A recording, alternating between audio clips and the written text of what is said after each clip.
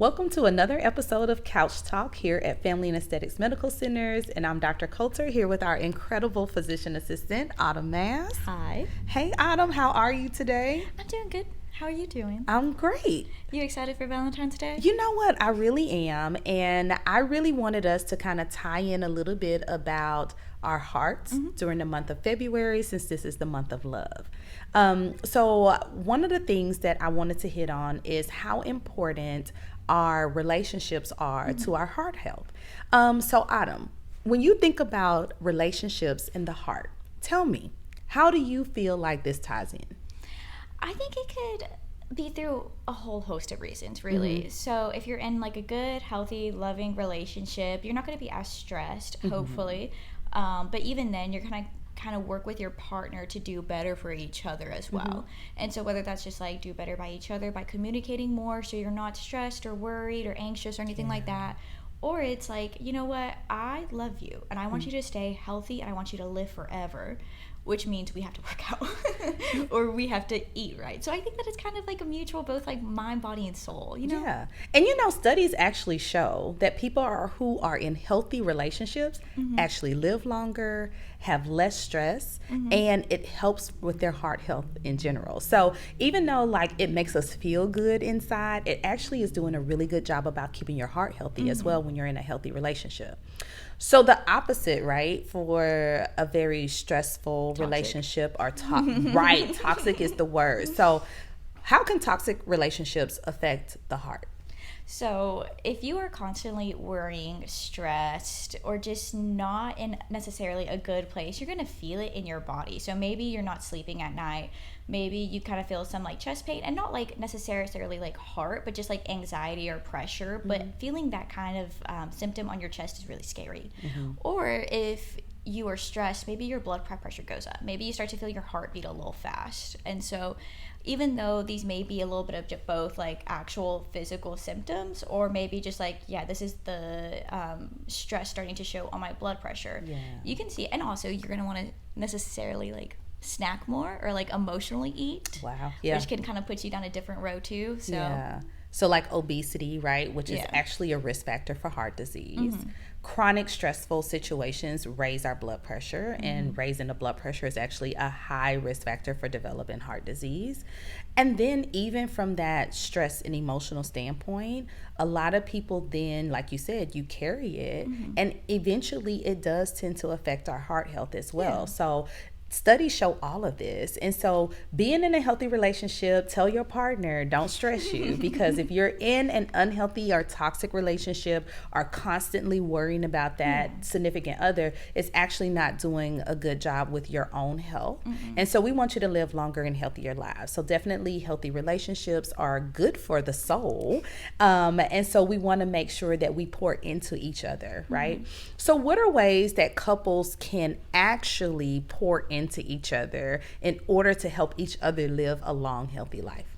So one thing that I do with my own relationship is that every Saturday we wake up, we get coffee, and we go on a walk. The walk is about a 3-mile loop. And so on that walk, we honestly just talk about everything. We kind of like debrief, but also that's like a way to emotionally connect while you're actively exercising. And it's not a punishment. It doesn't feel like you're doing too much because you also got a treat or a coffee or a water or whatever as like a little fun thing. And it's quality time. Exactly. Yeah. And so you get to talk, you get to debrief, you get to kind of work things out if something like builds up during the week. And so it's good for the soul, it's good for the body, and also fresh air. Like, who doesn't love that? And it doesn't feel like exercise because you're spending quality time with the one you love. You know, one of the other things that I would suggest to both our guys and our girls is thinking about how you can go on a heart healthy date, cute. Right? So you don't really have to put a lot into it, but instead of choosing a restaurant that has a whole lot of greasy food, maybe go to a restaurant where you have fresh food. You can pick salmon for the meal or some sort of fish. You know, if you want Mexican, order that guacamole, right? Because avocados are really good for your health. When you're thinking about these Valentine's Day gifts, dark chocolate is actually heart healthy, right? Even red wine, yeah. right? So like, even if you wanted a drink, choose red wine for that nice romantic dinner date. And that's a way that you are actually pouring into your loved one as well, right? Are there any other ways you can think about that can actually promote heart health?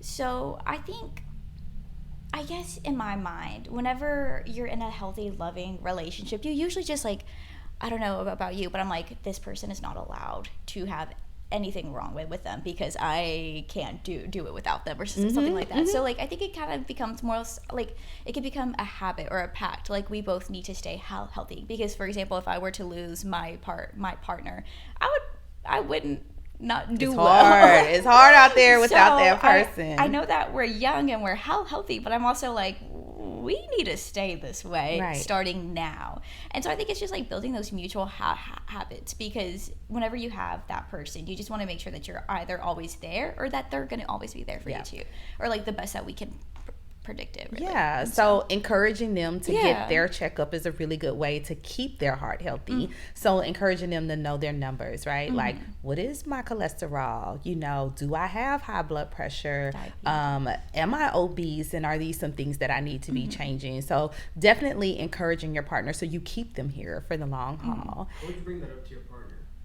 You need to get a checkup, partner. I mean, I don't know how many couples, right, that we see because the wife has scheduled the appointment for the husband, or the girlfriend has scheduled the appointment for her partner, right? And so that is a way that they are actually pouring love into their partner. But most of the people we see are families, right? And they're families because that partner wants to make sure that you're here for a long time. So I don't even think you have to beat around the bush about it. Like, hey, we got to get our yearly checkups, make sure you're good, make sure I'm good, because I want you here for the long haul.